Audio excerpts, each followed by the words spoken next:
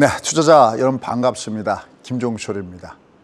아까 신문이 얘기했던 대로 이렇게 미국 시장이 좀 위로 올라간 다음 날 장이 열렸으면 그것도 어느 정도 한 번 정도씩은 속칭 빼먹고 나갈 수가 있는 이런 부분들인데 또 장이 안 열리니까 또 월요일 날 미 선물이나 이걸 봐야 되겠죠. 지난번 5월 5일 날 어린이날도 그랬는데 하지만 우리가 길게 긴 안목을 놓고 우리가 본다 그러면은 이 장은 또 누구에게는 매수의 기회가 되는 거죠. 근데 다만 이제 그 매수의 기회가 왔을 때 우리가 매수의 기회를 살리기 위해서는 우리 호주머니에 뭐가 있어야 되냐면 현금을 들고 있어야 됩니다. 근데 아쉽게도 지금 많은 투자자분들은 주식을 잔뜩 갖고 있고 더더욱이 안타까운 것은 신용이 거의 풀로 차 있다는 겁니다. 만약에 금요일 날 주가가 한 번 더 내리꽂았으면 어떻게 됐을까요? 생각만 해도 끔찍합니다. 왜냐하면 반대 매매를 우려한 일반 투자자들이 손절매라고 그러죠. 그러니까 스스로 자기가 자기 주식을 짜낼 수밖에 없는 아마 이런 부분들이 있었을 겁니다. 그런 측면에서 바로 주말에 나타난 이 강세 현상은 참 지극히 아주 뭐랄까요, 다행스러운 일이 아닌가라는 생각을 해봅니다. 자, 제가 주말에도 앞에서 우리 나수님께서 이걸 반동으로 봐야 되느냐 아니면 반전에 어떤 신호탄으로 봐야 되냐라고 하듯이 아마 지금 여러분들도 궁금하고요. 가장 많이 제가 질문받는 것이 저한테 소위 이제 바닥을 찍은 겁니까? 라는 표현을 많이 합니다. 자, 바로 그 내용을 우리가 어떻게 접근할 것인지 준비해 봤으니까요. 뒤 후반 정도 되면 아마 여러분 스스로가 지금 장이 어떤 부분이구나 라는 걸 알게 될 겁니다. 오늘 다행히 마감된 미 증시도 다행히 올라왔습니다. 일단 먼저 주말에 주가가 강한 장대 양봉을 보여주면서 올라왔습니다. 자, 일단 첫 번째 짚고 넘어갑니다. 여러분들 주가가 이렇게 밑으로 내려가다가 주가가 더 이상 안 빠지면 여러분들은 무슨 생각이 드십니까? 가끔 제가 이렇게 다른 채널을 통해서 이렇게 보다 보면은 주가가 급락을 주다가 옆으로 기면 이걸 가지고 하방으로 더 이상 안 빠지니까 하방 경직성이다. 뭐 이렇게 긍정적으로 얘기하는 걸 가까다 들을 때가 있습니다. 이거 완전히 잘못 알고 있는 겁니다. 무조건 주가는 무조건 급락을 주잖아요. 일단 앞에서 급락을 주면 무조건 급등을 주지 않는 것들은 의미가 없습니다. 어차피 주가는 상승 하락을 반복하거든요. 여러분들 이런 그림을 많이 보시죠. 주가가 위로 올라가다가 옆으로 기면 어떠세요? 이건 거의다가 다시 또 주가가 올라가지 않나요? 그럴 때 딱 두 가지만 기억하시면 됩니다. 뭐냐면 각도입니다. 항상 두 개를 상대적으로 비교하는 겁니다. 그러니까 얘가 급락을 줬고 옆으로 누웠으면 둘 중에 누가 이긴 건가요? 당연히 밑에 급락한 이게 이긴 거죠. 각도가 더 강하니까. 그럼 이 두 개 합은 만화쓰죠. 그럼 얘는 어느 정도 시간이 지나고 나면 또다시 저점을 깨는 특징이 바로 여기 있습니다. 어렵지도 않습니다. 매번 여러분께 제가 주식 공부는 그냥 그림 공부와 같다. 저희 같은 사람은 그냥 그림 동화책을 읽어주는 그림 동화 선생의 여러분들 보시면 되겠습니다. 각도로 보시면 됩니다. 그러니까 급락 다음에 옆으로 기는 건 이건 정말 안 좋습니다. 주가 흐름 자체가. 그럼 이제 중요한 거는요. 얘가 이제 급락을 준 다음에 급등을 주면 그럼 이제 어떠냐라는 거예요. 이건 우리 신군 맨날 그런 얘기 많이 하죠. 급락, 급등, 그 다음에 필요한 건 뭘까요? 그렇죠. 여기도 두 개가 비교하는 겁니다. 급락 다음에 급등을 주잖아요. 여기처럼 급락 다음에 급등을 줬잖아요. 이건 1대1로 비긴 겁니다. 누가 이기느냐는 것은 그 다음에 달려 있어요. 얘가 완만한 조정이냐, 그 다음에 얘가 다시 급등을 주냐. 이러면 매수가 이긴 겁니다. 근데 얘가 급락 급등 다음에 또 여기 보면 또 다시 급락을 주죠. 그러면 이건 여전히 소위 우리가 얘기하는 혼조 구간에 있다라는 그런 부분이에요. 그러니까 먼저 지난 주말에 시장을 봤을 때 얘가 의미가 있냐 없냐 그럴 때 첫 번째 장대 양봉을 줬잖아요. 즉 각도가 가파르게 올라갔죠. 내려가는 게 급락을 줬는데 가파르게 왔으니까 일단 얘는 의미가 있냐 없냐 할 때는 일단 이거 자체는 의미가 있습니다. 만약에 급락을 준 다음에 완만했으면 이건 무조건 의미가 없는 겁니다. 근데 일단 급등을 줬다. 그럼 넌 일단 1차 합격 이렇게 보시면 되겠습니다. 더군다나 중요한 게 있습니다. 코스피가 올라왔을 때 뭐가 중요한 부분들이냐라는 건데요. 앞에 한번 내용을 한번 보시죠. 주말에 장대 양봉을 줬거든요. 근데 이 장대 양봉을 줬을 때 이런 게 있어요. 우리가 보통 인플레이션에도 좋은 인플레이션이 있고 나쁜 인플레이션이 있다 이렇게 표현하잖아요. 이해하기 쉽게. 그래서 경기가 좋아져서 수요가 늘어나서 올라가는 물가 상승은 기업에도 좋고 또 고용도 늘어나고 이건 아주 긍정적입니다. 그래서 물가 안정이라는 것은 물가가 떨어지는 걸 얘기하는 게 아니라 조금씩 올라가는 거를 우리가 물가 안정이다라고 얘기하는 거고요. 그 물가가 그렇게 조금씩 올라가는 것은 경기에 매우 좋은 것이죠. 반면에 물가가 올라갈 때 지금처럼 수요가 늘어나서 경기가 좋아서 늘어나는 게 아니라 비용, 위에서 지금 뭐 유가가 급등을 준다든지 원자가격이 급등을 줘갖고 올라가는 건 이건 나쁜 인플레이션이죠. 요새 자꾸만 스태그플레이션 얘기 나온 것들이 어떤 부분이냐면 우리가 금리를 올린다는 것은 경기가 너무 좋아서 이 경기의 속도를 갖다가 좀 완화시켜갖고 길게 쭉 오랫동안 가게 하기 위해서 금리 갖고 어떤 속도를 조절하는 용은 좋은데 그게 아니라 경기는 경기대로 안 좋은데 비용이 너무나 많이 들어가기 때문에 금리마저 올려버린다면은 제가 맨날 주가란 어떻게 형성되냐면 한쪽은 경기라는 물이 담겨 있고 한쪽에서는 금리라는 물이 담겨 있다고 그랬죠. 이 두 개를 가지고 넣었을 때 물의 온도에 플러스 4분 나타나는데 경기가 안 좋으니까 찬물이 넣어졌는데 금리까지 높아지면 그것도 찬물이죠. 바로 대표적으로 1970년대의 스태그플레이션. 그래서 주가가 이렇게 많이 약세 현상을 보였다라고 보시면 되겠습니다. 어쨌든 지금 이렇게 주가가 주말에 장대 양봉을 줬는데 뭐가 그렇게 기여했지 했을 때 머릿속에 딱 떠오르는 게 뭡니까? 뭐 개별주들도 물론 위로 올라가는 모습이 좋지만 대장 중에 대장, 그래도 여전히 살아있는 삼성전자라든지 SK하이닉스라든지 이런 종목군이 올라왔거든요. 특히 삼성전자는 여러분께 66,600원. 1년 만에 처음으로 삼성전자에 대해서 여러분께 언급하기 시작했다고 했습니다. 그러면 66,600원 아래면 삼성전자는 소장님 바닥입니까? 라고 이렇게 이게 질문하시면 계시거든요. 그러니까 이게 벌써 여기서부터 여기 공부가 안 되는 겁니다. 바닥은 얘가 일정한 궤도로 지나가서 이제 얘는 이제 상승 트렌드로 넘어갔어 그럴 때 바닥이라는 얘기가 나오는 것이지 얘가 잠깐 내가 딱 올라갔는데 얘가 바닥일까요? 아닐까 하는 것은 동전 던지는 것과 마찬가지입니다. 근데 소위 그러면 66,600원은 뭡니까? 바닥이 아니라 뒤에 한 글자가 더 붙습니다. 바닥 존인 거예요. 어떤 개념이면 제가 만약에 뭐 워런 버핏이다 아니면 제가 국민연금 운용하는 사람이에요. 제가 지금 그게 더 낫겠네요. 그래도 저희 수강생들은 제가 국민연금 운용할 때 기회했으면 좋겠다. 왜냐면 저는 파생까지 하는 사람이니까. 예를 들어서 제가 만약에 국민연금 운용하는 사람이다. 국민의 재산을 책임지고 있다. 아니 제가 거부해요. 엄청나게 거부해서 그럼 내가 무슨 뭐 시간으로 뭐 언제까지 돈을 벌어야 되는 것도 없는 거고 지금 돈을 당장 써야 되는 것도 아니에요. 이 돈이 여유 자금은 있어요. 그럴 때 삼성전자가 66,600원 아래로 내려간다면 거기서부터는 내가 분할 매수해두면 어디가 바닥인지 모르지만 이 아래가 바닥존일 수 있으니 여기서 매수해주면 시간이 지나면 말 그대로 그때 시간 투자가 되는 거죠. 시간이 지나고 나면 끝내 이 길이라는 것이 바닥존인 겁니다. 콕 찍어서 여기가 바닥입니다는 것은 얘가 일정한 궤도 즉 상승 트렌드 뭐 다른 말로 하면 아마 여러분 중에서 제 방송을 많이 유튜브든 뭐든 보셨던 분들은 월봉의 바디코스 나오는 시점이 되면 너 바닥 찍었구나 이렇게 되는 겁니다.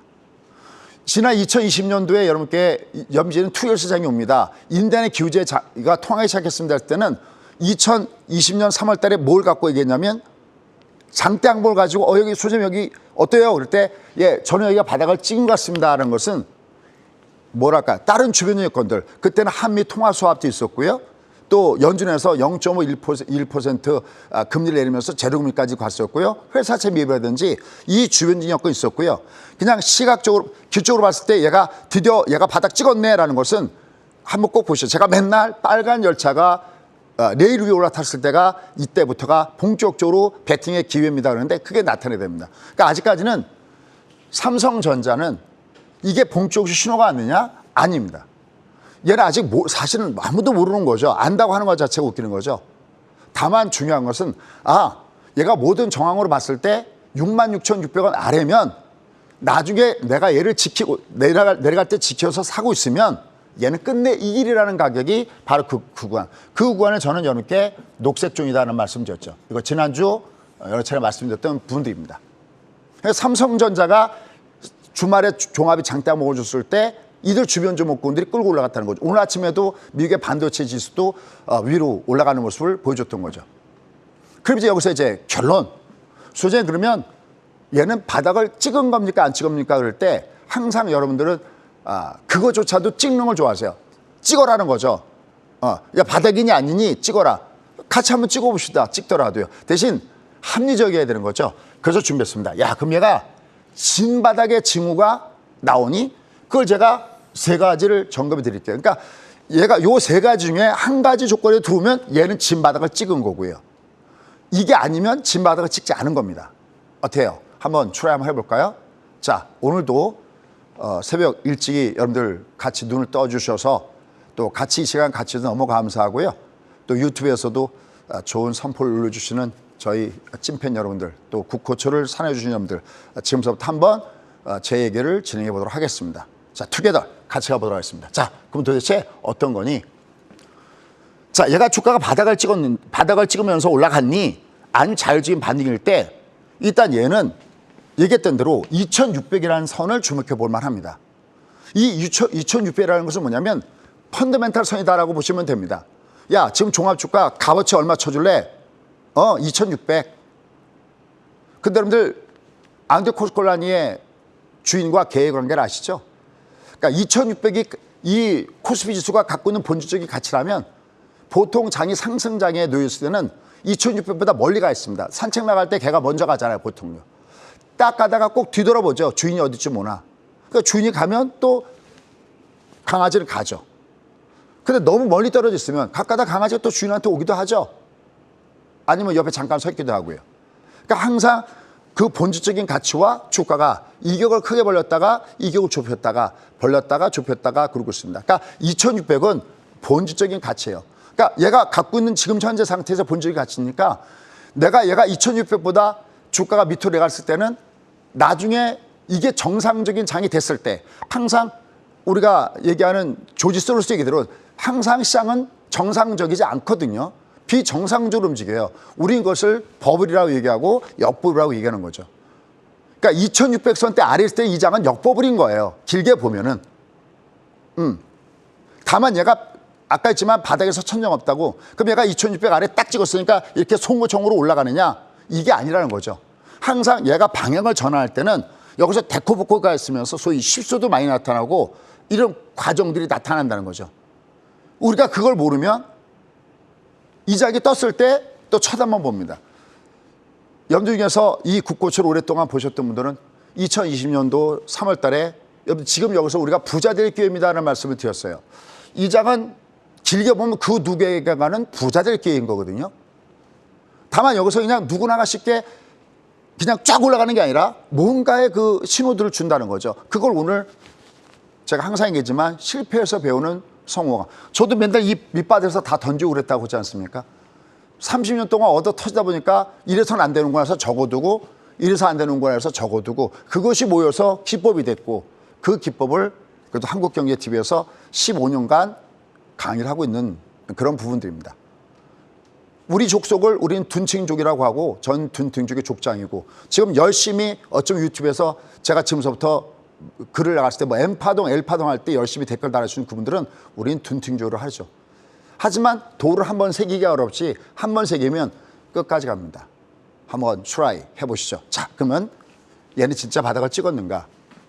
물론 거의 아마 대다수는 이거 갖고 바닥이라고 할 수 있겠어? 마찬가지죠. 하지만 why? 왜? 그걸 구체적으로 이거 이래서 바닥이 아니야. 얘 이래서 바닥을 찍었어 그래야? 우리가 2020년 3월 달처럼 드디어 그 오파동 할 때 진짜 그때는 전략이 딱 하나 있어요. 그냥 바이 앤 홀딩. 이거 너무 거창한 얘기잖아요. 저 이런 표현 싫어하거든요. 간단한 거 좋아하거든요. 배당 받으세요 그랬거든요. 그거 무슨 얘기예요? 연말까지 가져가는 거였잖아요. 그렇죠? 그분들이 지금 댓글 달아주시는 찐팬분들이십니다. 자, 그러면 이 장은 2600선이 얘가 긴 선이야. 그러면 주가란 여러분 하나 착각하는 게 있습니다. 주가란 이꼬르 펀더멘탈 이렇게 생각하시는 분들 많이 계십니다. 아닙니다. 주가란 펀더멘탈이 아니라 펀더멘탈 플러스 하나가 더 있습니다. 그게 뭔데요? 심리입니다. 이게 사람이 하는 일이라 여기 항상 심리가 붙어 있습니다. 그래서 주가는 내려갈 때 원래의 가치라면 여기가 만약에 2,600이라면 여기가 만약에 3,000이라면 3,000보다 더 가서 꼭지를 찍는 거고요. 2,600이라면 2,600보다 더 가서 거기 어디선가가 바닥을 찍은 겁니다. 이게 펀더멘탈이라면 플러스 사람의 투자 심리가 있기 때문에 얘는 이렇게 되는 겁니다. 다만 주말장에 내려가다 확 뜨는 걸 보면 이게 여러 번 반복되면서 움직이다 보면 장대 항목이 한 개가 아니라 두 개 이상 나오면 얘가 트윈 캔들 되고 여러 가지 나오죠. 그러면 얘가 올라갔을 때 이제 지금부터는 얘가 신뢰성이 있는지 없는지 얘를 검증해 봐야겠죠. 그래서 첫 번째 신뢰성이 있는지 없는지 첫 번째는 누가 들어왔어야 될까요? 그렇죠. 외국인들이죠. 환율에 주목할 필요가 있습니다. 환율 그래프입니다. 환율 그래프를 보시면 얘는 거꾸로 내려가려면 장대 음봉을 줘야 되잖아요. 빅세지처럼. 양봉이 이렇게 있는데 얘가 완전히 얘를 감싸야 됩니다. 이렇게. 우리가 음포선이라고 얘기하죠. 그렇죠? 근데 음포선 나왔나요? 아닙니다. 그냥 조정을 받았을 뿐입니다. 하지만 현재 위치는 굉장히 중요했죠. 저쪽을 보십시오. 이쪽을 보면은 대략 1,300원 근처에 이 앞에 고점대가 놓여졌습니다. 언제입니까? 요 고점대 놓여둔 이 구간 자체가. 여기서 고점을 딱 찍고 나서 이렇게 내려갔다가 이렇게 올라갔습니다. 이거를 소위 V홈이다라고 합니다. 이게 이렇게 급락을 준 다음에 이렇게 급등을 주잖아요.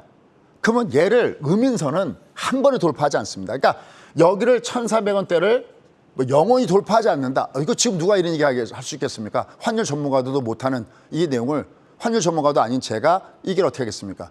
다만 흐름상에서 어떤 역할을 하냐면 얘를 나중에 뚫 때 되더라도 올라가다가 여기서 무지하게 왔다 갔다 하거나 아니면 두들겨 맞은 다음에 그 다음에 돌파할 수도 있습니다. 돌파한다가 아니라 돌파할 수도 있습니다. 근데 첫 번째는 여기서 돌파하지 못하는 겁니다. 그래서 주말에 음봉을 때린 겁니다. 그 음봉이 곧바로 어디로 들어왔느냐. 여기 한번 보시면 매매 동향을 보시죠. 개인, 외국인, 기관 외국인들이 매수했는데 특히 주목할 것이 뭐냐면 선물을 11,000개 정도를 매수했습니다. 선물을 11,000개 정도 매수하니까 기관들은 매수 플레이가 들어왔습니다. 즉 기관과 외국인들이 동시에 매수하면서 주가가 올라가는데 기회했죠. 그러니까 일단은 주말에 올라간 것이 의미가 있니 없니 그럴 때 이 수급상으로 보면 의미가 있다죠. 그 의미가 있는 첫 번째 바탕은 이런 개념이에요.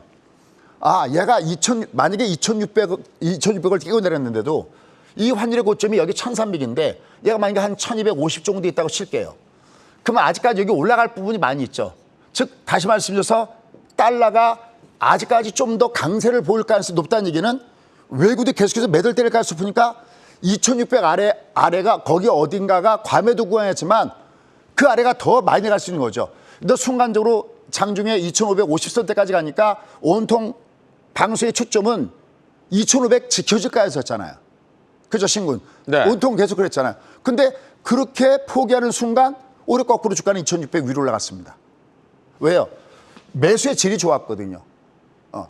외국인이 선물을 사고 기관들이 선물을 사면서 끌어올렸거든요.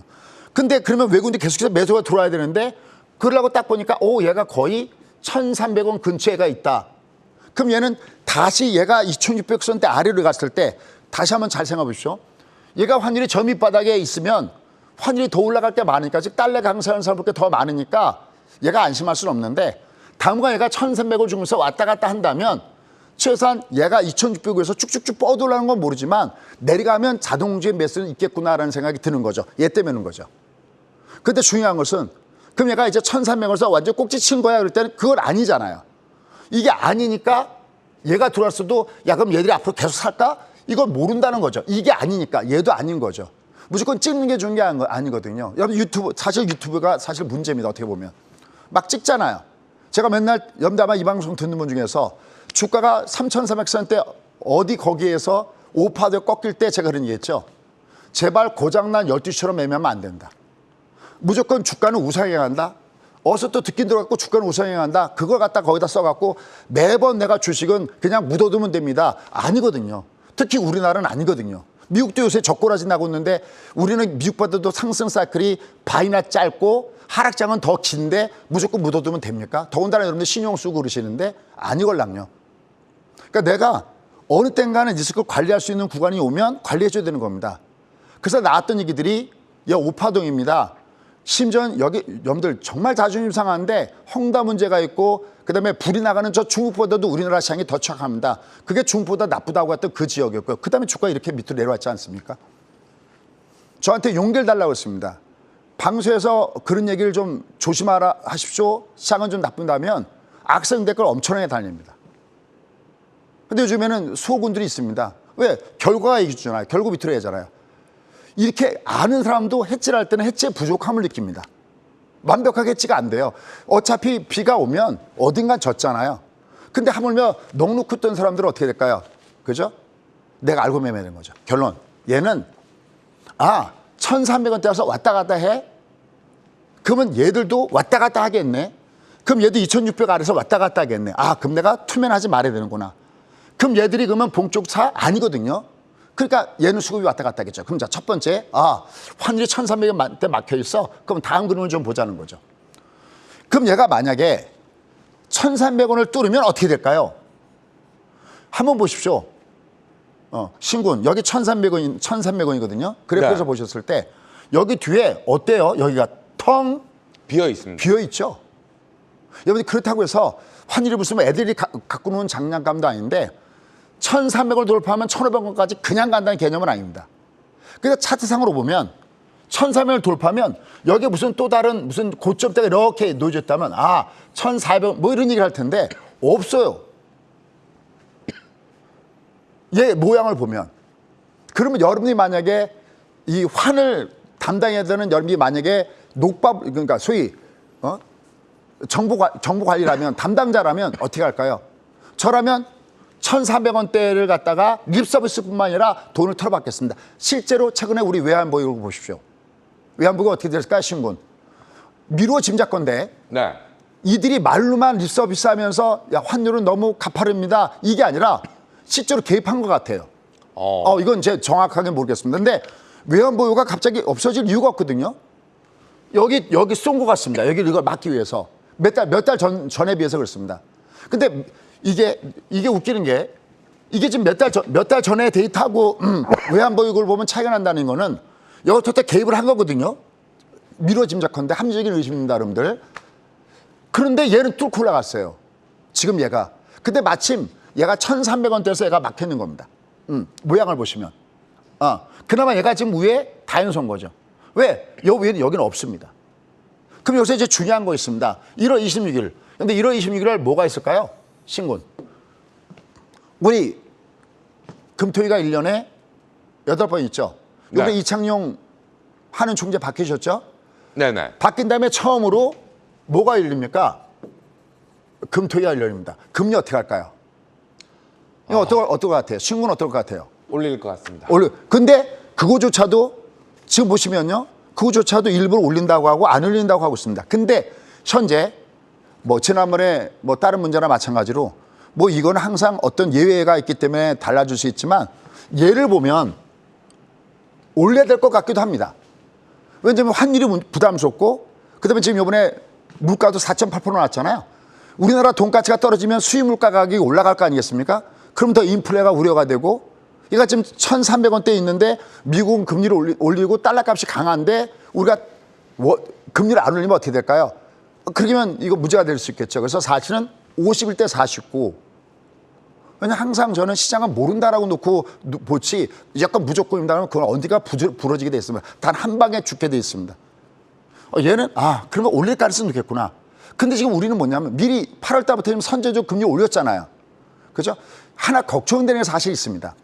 얘가 환율을 방어하는 건 좋은데 주식쟁이 입장으로 보면 우리가 지금 1.5잖아요. 네. 이게 두 번 올리면 2% 가잖아요. 우리나라 경제나 우리나라 주가가 과연 금리 2%를 버틸 수 있을까요? 여러분 생각 어떠십니까? 우리 지금 해답을 찾아가고 있는 중입니다. 어쨌든 1월 26일 날 주목하자. 다만 지금 시장의 그 많은 부분들은 요번에 올려야 되지 않을까. 근데 또 일부에서는 이거 지금 또 이 얘기했단 말이죠. 신임 하는 총재가 우리가 미국의 금리보다 반드시 높을 필요 없지 않느냐. 이거 뭐냐면 금리가 역전됐을 때 우리나라에서 돈이 많이 빠져나겠는가 할 때 우리 대한민국의 경제 체력으로 보면 그건 아니지 않을까라는 얘기도 숨어 있습니다. 그 사이에. 그러니까 어떻게 보면 약간 아리송한 문제가 있는데 그래도 환율이나 물가 문제를 보면 올리할 수 없다는 것이 현재 환율 전문가의 주력적인 부분이다라는 겁니다. 글쎄요, 우리 이준수 소장님께서는 어떻게 생각하실지 모르겠네요. 어쨌든 지금 분위기는 그렇게 나오고 있습니다. 자, 그러면서 이제 우리가 봐야 되는 것이 있습니다. 아까 제가 얘가 약간 위에서부터 마주보기 쌍봉이라고 하는데 기초적으로 이게 3개상 벌어졌을 때 그럼 얘가 살짝 음봉을 받기 시작하는데 아직 장대음봉 아니거든요. 그럼 여러분들은 고점 만드는 4가지 순서를 기억하고 계셔야 됩니다. 일단 첫 번째, 무조건 장대가 나와서 음포손식의 모양이 나와야 된다. 두 번째, 무조건 얘가 음양음의 저점을 확 깨고 내려가야 돼요. 여기처럼 음양을 확 깨고 내려가야 됩니다. 이렇게. 그러면서 올라오면서 부용에서 또다시 두드맞는 게 두 번째 고점 만드는 순서입니다. 그러니까 우리가 지금 앞으로 환율이 나중에 하반기 어디 정도에 얘가 고점을 찍었을 때 드디어 환율이 드디어 고점을 찍었구나라는 걸 우리가 검증하는 순서를 제 경험을 공유해 드린 겁니다. 부위험에서 두드맞아야 됩니다. 얘가 세 번째. 그래서 얘가 세 번째 중요한 것은 뭐냐면 20이 쌍봉을 줘야 됩니다. 이렇게.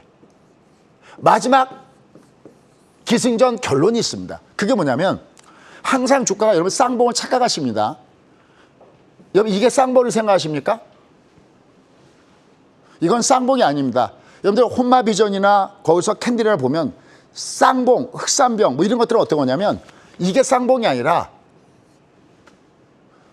이건 쌍봉의 모양만 갖고 있는 뭐 건물도 임시 가건물이지 얘는 임시 쌍봉이고요. 진짜 쌍봉 뭐냐면 이 밑에 있는 저점을 깨야 이게 쌍봉이 되는 겁니다. 그 밑으로 내려가는 쪽으로 롱이 돼야 되는 겁니다. 이렇게. 그러면 얘는 흑산병이고 얘는 쌍봉인 겁니다. 그러니까 얘가 지금 주가 흐름을 보면 얘는 아직 저점 안 깼죠. 선을 그어놨죠. 여기 깨고 훅 빠져줘야 됩니다. 얘가 한 80달러대선 라인 들어와야 네가 유가가 드디어 완전히 고점을 찍었구나. 근데 얘가 고점을 찍기 위한 세 가지가 있다 그랬죠. 일단 뭐가 풀려야 된다 그랬죠. 미국과 사우디의 관계가 풀리든지 아니면 이란 혁명 수비에 대한 문제가 풀리든지 아니면 러시아하고 우크라이나가 끝나든지 아직은 그건 아니잖아요. 다만 지금은 중국이 봉쇄에 들어가면서 뭐 유가 기름 수요가 작다든지 이런 것 때문에 지금 꺾어오지고 있는데 그러게 얘가 다운하는 속도가 너무나 낮은 것이 문제가 되는 거죠. 이 고점을 만드는 순서를 여러분들은 계속해서 체크를 하고 있어야 된다는 겁니다. 자, 그럼 이제 이번에 삼성전자 가겠습니다. 삼성전자는 이렇게 66,000 여기 육자가 빠졌네요. 66,600원 아래는 얘는 과매도한 얘기는 제가 한 2, 3주 정도 된 것 같습니다. 네. 얘는 결국은 시간 지나면 이 길이라 해요. 다만 얘가 그럼 내가 오늘 사면 내가 한 달 후에 돈 찰 건데 나 그때 먹습니까? 그거 어떻게 합니까? 그걸 아무도 모르는 거죠. 다만 얘는 분명히 이 아래는 과매적이 있다. 왜? 지금 제가 그거를 30년의 노하우. 결국은 우리가 분석이라는 것은 어떤 통계학이거든요. 특히 차트는 통계학이거든요. 그럼 얘가 녹색 캔들이 나왔을 때 이 나타났다는 현상이 났는데 이미 얘는 그 과정이 났기 때문에 얘는 66,600원 아래에서는 얘는 과매도 지역이 있다는 거죠. 여기서 이제 중요한 게 있습니다. 지금 삼성전자 무슨 파동이 있냐면 얘는 저점을 깼으니까 M파동을 실패했잖아요. 얘 저점 깼죠. 저점 깨면 얘가 무슨 파동이죠? L파동. 이거 L파동이거든요. 여러분들 한 가지 꼭 알아야 될 거 있습니다. 주가가 흘러가는 주가 일생이라는 게 있습니다. 주가가 위에서부터 무너지잖아요. 일단 가장 중요한 것은 240 무너지기 시작하는데 여기가 S. 그러니까 얘가 이 진짜 진정한 바닥을 찍혀서 그러니까 저쪽서부터 뭐랄까 서울서부터 부산까지 갈 때 중간에 여기 있잖아요. 뭐 대구역 뭐 있잖아요. 뭐 중간 대전 네. 뭐 있죠. 그 여기 이렇게 지나가야 부산을 찍잖아요. 얘가 꼭지에서 바닥을 갈 때 여기 뭐냐면 S 스테이션, M 스테이션, L 스테이션 좀 있어 보이나요? 스테이션 그러니까 S역, M역, L역 그 다음에 마지막에 여기 들어가는 이 구간이 뭐냐면 녹색 존인 겁니다. 근데 삼성전자의 모습을 보면은 삼성전자는 지금 L파동이잖아요. 네. 얘가 저점 깼으니까. 그리고 얘가 어디로 들어갔습니까? 어디 구간으로 갔냐면 드디어 녹색존으로 들어왔죠. 그러니까 얘는 이제 이 아래 내려가면 이건 과매도입니다. 아까 했지만 딱 그 가격에서 멈추는 게 아니라 더 빠져 내려가는 거거든요. 얘가 이거 무슨 강연회처럼 돼버렸습니다. 오늘 강의가. 그러니까 다른 건 쭉 뺐습니다. 제가 무슨 다른 것들은 얘가 여기 들어야 됩니다. 그럼 지금 종합은 지금 어떻게 됐을까요? 지금 종합도 우리는 L파동이잖아요. 근데 아직 얘는 무슨 존에 안 들어와 있어요. 아직 녹색존에 들어와 있지는 않습니다. 자, 얘가 시간이 좀 지났으니까요. 제가 만약에 부족한 부분들은 어디서 할 거냐면 10시 반에 좀 더 가도록 하겠습니다. 그럼 이제 자, 알았어. 야, 주말에 뜬 걸 보니까 그래, 외국인들 들어왔어? 1,300 들어왔어? 나름 의미 있는데 아직 확인된 건 아니지만 대장주인 삼성전자 안 빠지고 있어? 그것도 의미 있는데 근데 가장 중요한 건 뭘까요? 미국이 뛰지 않으면 우리는 사상 누각이 되는 거죠. 미국이 먼저 바닥을 찍어야 되거든요. 근데 보십시오. 얘가 지금 움직이려면 여기 이 앞에 기억나십니까? 얘가 4,600에서 넥라인에서 충돌을 보인 이후에 얘가 의미 있는 상승을 주려면 얘는 어딜 깨지 말았어야 되냐면 4,300을 깨지 말았는데 여기를 깨고 내려갔잖아요. 근데 아직까지는 이거 제가 어제 밤에 새벽에 한 건데 아직까지 얘가 올라가더라도 얘가 뭐냐면 외바닥이죠. 네. 다만 의미 있는 것은 1, 2, 3, 4, 5. 5파도 주가가 올라가는데 아직 미국이 확인되지는 않은 부분들이 놓여지는 거죠. 그러니까 아직은 얘를 갖고서 미국이 완전하게 바닥을 찍지 않았는데 우리가 우리 것만 보고 얘가 바닥 찍었다라고 할 수 없는 거죠. 외국이 계속해서 갖다 팔면 의미가 없으니까. 그러면서 대신 하나 중요한 게 있습니다. 그게 뭐냐면 여러분들 빅스 보셨나요? 못 보셨으면 빅스 한번 확인해 보십시오. 빅스에는 빅스 Y와 빅스 M이 있습니다. 이건 미디엄 텀이고 이건 쇼텀인데요. 시장과 연결시켜서 움직이는 것이 바로 뭐냐면 빅스입니다. 여러분 요새 이런 거 의심스럽지 이상하지 않습니까? 미국 주가가 연속해서 여기 보십시오. 여기 한번 보십시오. 확대해서. 얘는 좀처럼에서는 잘 안 움직이는 거거든요. 지금 미국을 보면 미국이 이렇게 쭉 내려가면 원래는 빅스 지수는 쭉쭉쭉 올라가야 되거든요. 빅스가 안 빠져요. 아니, 안 올라가요. 빅스가 꺾이고 있어요. 이거 중방 패턴이라고 합니다. 이렇게. 만약에 얘가 계속해서 올라갔으면 얘가 조정하다도 얘가 고점을 돌파하고 내려갔으면 여전히 빅스는 위험해 그럴 텐데 얘가 별로 안 올라가고 있습니다. 두 가지 이유입니다. 하나는 빅스로 해체할 필요가 없어졌다는 점. 이 부분이 하나가 있고요. 근데 두 번째는 뭐냐면 그동안의 시장의 어떤 불투명한 이게 도대체 어떻게 움직이지 않은 그 불투명한 부분들이 하나둘 제거가 되다 보니까 빅스의 변동성 지수가 안 움직이고 있습니다. 이건 아주 다행스러운 신호들입니다. 이게 계속해서 올라갔으면 미국 시장도 굉장히 불안한데 얘가 안정적이네. 근데 얘들도 한 가지 문제가 있습니다. 해결돼야 할 문제가 바로 이 그림입니다. HYG입니다. 이거 뭐죠? 하일드 ETF의 성격표들입니다. 하일드 채권이 뭐죠? 전부 다? 그거는 고위험. 트리플, 친구들 이미 알고 있네요. 트리플 B 이하의 고유용군에 있는 것들입니다. 한번 보시죠. 일부 제가 길게 뽑아왔는데 여기가 언제냐면 2020년 3월 달이거든요. 주가 바닥 치고 올라갈 때 같이 치고 올라가죠. 근데 여기 꼭지 보십시오. 작년에 9월 달에 꼭 치면서 내려갔는데 우리나라 시장하고도 굉장히 유사하게 움직이죠. 이게 뭐냐면 이게 고유용군에 있는 트리플 B하의 그 펀드들의 수익률이 내려간다는 얘기는 돈이 어느 쪽으로 흘러가고 있다는 겁니까?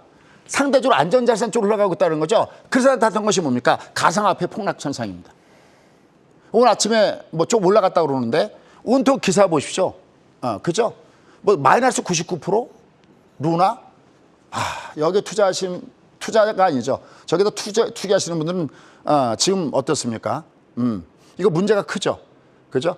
엘살바도르 비트코인을 통화를 채택했다는데 이렇게 들어가고 있는 거죠. 그러니까 돈이 자꾸만 안전자산 쪽으로 흘러가는 현상은 아직까지는 계속해서 나타나고 있는 것이 부담스럽습니다. 자, 그럼 이제 마지막 결론 내도록 하겠습니다. 자, 그럼 여전히 이렇게 보면 뉘앙스 이미 풍겨졌죠. 그럼 이제 우리는 뭘 봐야 되냐면 예측뿐만 아니라 얘를 봐서 너 진짜 바닥 찍을 때 얘는 세 가지가 있습니다. 어떻게? 자, 얘가 파동이 어떻게 하냐면 몇 파동 내려와야 되느냐면 5파동. 그렇죠. 5파죠. 얘가 1, 2, 3, 4, 5 이렇게 내려가는 타입이 하나가 있고요. 두 번째, 얘가 저런 것이 아니라면 여기처럼 이렇게 60이 쌍바닥을 주는 타입이 두 번째 신호고요. 근데 마지막 세 번째 신호를 주목하십시오. 이 그림을. 지금 현재 주가가 바닥을 찍으려면 가장 가능성이 높은 건 바로 이 그림입니다. 얘처럼 얘가 하나, 둘, 세 개를 찍은 다음에 20선이 롱텀의 쌍바닥. 얘가 이렇게 올라갔다가 내려왔다가 올라가는 롱텀의 쌍바닥이거나 아니면 얘가 이렇게 N자가 나오는 요 미완성 파동. 이걸 우리가 미완성 파동이다라고 합니다. 좀 이따가 1시 반, 10시 반에 좀 더 자세하게 찍겠습니다. 얘가 가장 가능성이 높습니다. 지금 시장에서는. 근데 어느 쪽이든 가장 가능성이 높은 얘를 나오더라도 올라가도 얘는 한번 두드려 맞아야 되죠. 결론. 그래서 아직까지 얘는 위로 올라갈 때 위에서는 매물을 소화해야 되는 구간이 아직까지도 한 번 더 남아있는 구간이 바로 현재 주가의 구간이다. 라는 걸 여러분 염두에 두시고 매매하셔야 됩니다. 다만 그럼에도 불구하고 이거랑은 다르게 혼자 선별적으로 올라가는 종목군단들 있죠. 소위 종목장세 현상이죠. 그 종목장세 현상은 아직까지 좀 더 진행 중에 있다. 아직 이 세 가지 타입이 들어오지 않았기 때문에 얘는 반등의 구간으로 봐야 되는데 그러면 지금 최선의 시나리오는 바로 뭘까요? 라는 겁니다. 제일 좋은 거는요. 이 그림을 기억하십시오. 얘는 4파동이 먼저 와야 됩니다. 이게 지금 우리 얘를 파동을 보면 1, 2, 3이거든요. 우리 코스피가. 근데 얘가 찍을 때 방금 얘기했죠. 얘가 1, 2, 3, 4, 5. 여기가 바닥점을 찍어줘야 되거든요. 일반적일 때는. 그러니까 우리나라 시장에서 가장 현장에서 제가 봤을 때 가장 긍정의 신호는 뭐냐면 4파동에 반등을 주는 겁니다. 얘는 몇 개월짜리냐면 한 2 내지 한 3개월짜리 파동이거든요. 우리는 체크 포인트는 얘가 진짜 바닥이냐가 아니라 얘가 이번에 4파동의 바닥만 형성만 해준다면 진짜 바닥 아니라도 얘만 형성해 준다면 다음에 5파동을 맞기가 굉장히 좋다. 왜? 어차피 우리나라 시장은 이대로 빠지면 6월 달에 녹색전에 들어오기 때문에 지금 현 상태에서 가장 먼저 중요한 것은 4파동 반등이 먼저 들어야 됩니다. 이건 계속 제가 지켜보고 있고 여러분께 계속 보고 말씀드리도록 하겠습니다. 여러분들 기운 내십시오.